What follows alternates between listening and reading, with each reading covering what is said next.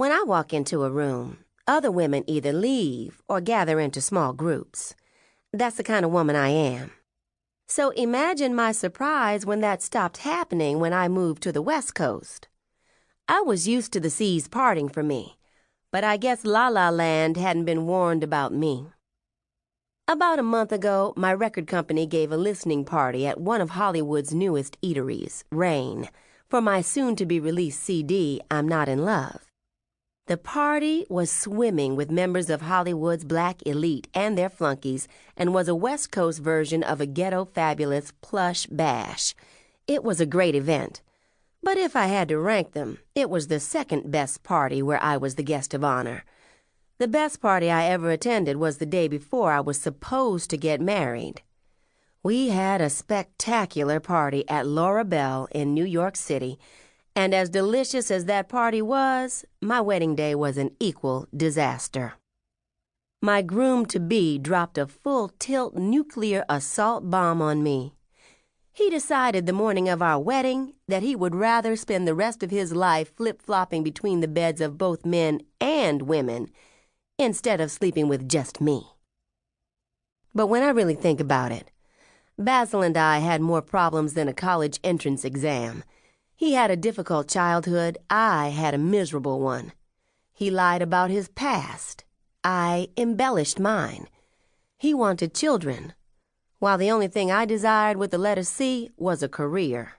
And not just any career, mind you, a career that would rival that of any diva, living or dead. My name is Yancy Harrington Braxton, now known to the recording world as Yancy B, pop singer fabulosa. Move over Whitney, step aside Mariah, J-Lo, get out of my way. I relocated to Los Angeles a day after being left at the altar, and it has turned out to be the best move I've ever made. That is, if you don't count not speaking to my former fiancé and my mother.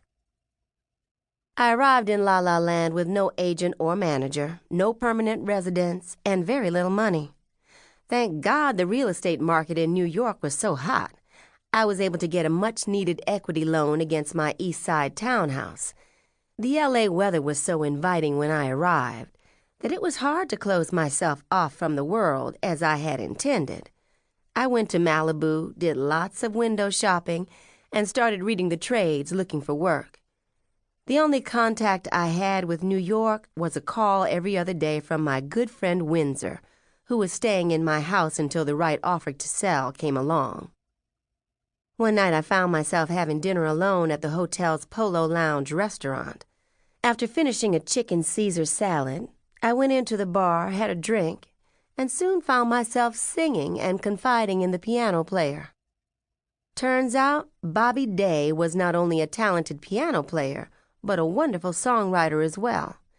After he finished his set, he took me to several other clubs while I told him my life story.